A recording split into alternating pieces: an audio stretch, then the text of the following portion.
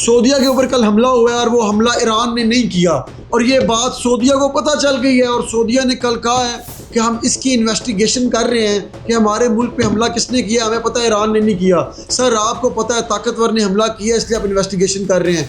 किसी इन्वेस्टिगेशन की ज़रूरत नहीं। इसराइल ने आपके ऊपर अटैक किया है, आपको भी पता है, पूरी दुनिया को पता है। रीज़न एक है कि सऊदी अरब एक मिसाइल या एक जहाज़ लेके चढ़ेगा ईरान के ऊपर गुस्से के अंदर आके, और बदले में सारे जो अरब ममालिक हैं वो भी ईरान के ऊपर हमला शुरू कर देंगे और इसराइल का मकसद पूरा हो जाएगा। और कल ही कुवैत के अंदर जब अमेरिका के F-35 3 गिरे हैं तो अमेरिका ने भी पूछा कुवैत से, भाई ये किसने गिरा दिए हैं? उन्होंने कहा एक तो हमें पता है ईरान के मिसाइल से गिरा है, बाकी तो कौन गिरा गया है? उन्होंने कहा चलो ठीक है, तुम भी इन्वेस्टिगेशन मत करो, हमें पता कि हमारे त्यारे कौन गिरा गया है, चुप हो जाओ, बस तुम इतना बयान दे दो कि यार गलती से हमने खुद हिट कर दिए हैं। और सर पाकिस्तानी एयर कमोडोर बता रहा था कि गलती से कभी भी त्यारा हिट नहीं हो सकता, क्योंकि जब आप त्यारे को लॉक करते हो तो उसकी पूरी इन्फॉर्मेशन रडार के ऊपर आ जाती है। स्क्रीन पूरी बताता है कि ये इस मुल्क का त्यारा है, इसके अंदर ये पायलट बैठा हुआ है और ये टेक्नोलॉजी यूज़ हो रही है इस त्यारे में, तो गलती की तो कोई गुंजाइश है ही नहीं। और दूसरी सारी गलती कहाँ से होनी है? ईरान के पास तो एयरफोर्स ही नहीं है, उनके तो खड़े खड़े त्यारे आपने तबाह कर दिए हैं, और उनके पास इतने जदीद त्यारे तो थे ही नहीं, तो गलती की गुंजाइश तो 0.0001% भी नहीं थी। बस सर हिम्मत नहीं हो रही लोगों की इसराइल का नाम लें कि तुम भाई अपने ही फौजी मारी जा रहे हो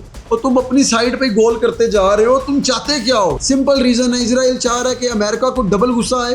वो जो कॉर्पोरेट बॉम्बिंग कर रहा है ईरान के ऊपर, उसका दिल है कि वो कोई एटमी मिसाइल मार दे या पूरा मुल्क लेके चढ़ दौड़े और ईरान को मिलिया मेट कर दे। सिर्फ इसलिए वो गुस्सा चढ़ाने के लिए कभी सऊदीया के ऊपर अटैक कर रहा है खुद, कभी जो है अमेरिका के जहाज गिराई जा रहा है। सर अपने फौजी खुद ही बंदा मारी जा रहा है। आप अंदाजा लगाएं, जो जो मुल्क इसराइल की जंग लड़ने इधर आया हुआ है, इसराइल उनको ही नुकसान पहुंचा रहा है। अब चाइना के ऊपर इल्जाम लगा रहा है इसराइल भी और अमेरिका भी कि तुम पिन पॉइंट लोकेशंस हमारी दे रहे हो सैटेलाइट के जरिए देख के, और हमारी बेसिस के ऊपर ईरान ताक ताक के निशाने मार रहा है, और हमारी 80 से 90% जो बेसिस हैं वो काबिल इस्तेमाल नहीं रही। इसलिए स्पेन को, यूके को और इंडिया से कल उन्होंने कहा कि हमें अपनी बेसिस दो। स्पेन ने तो साफ इनकार कर दिया और बदले में उन्होंने कुटी कर लिया कि आज के बाद स्पेन से हमारे कोई ताल्लुकात नहीं है, ट्रंप साहब ने। और इंडिया भी चुप है, उसने भी कहा कि यार अभी हम जो है हमसे उम्मीद मत करो, जंग लंबी गई तो फिर फैसला करेंगे, अभी हम तुम्हें नहीं दे रहे। सर बदले में ईरान का भी बड़ा नुकसान हो रहा है। कारपेट बॉम्बिंग की जा रही है, शहर के शहर उड़ाए जा रहे हैं, इतने मिसाइलों की बारिश की जा रही है, जिस तरह बारिश हो रही है मिसाइल नहीं गिर रहे, हज़ारों लोग शहीद हो रहे हैं, लाखों लोग जख्मी हो रहे हैं,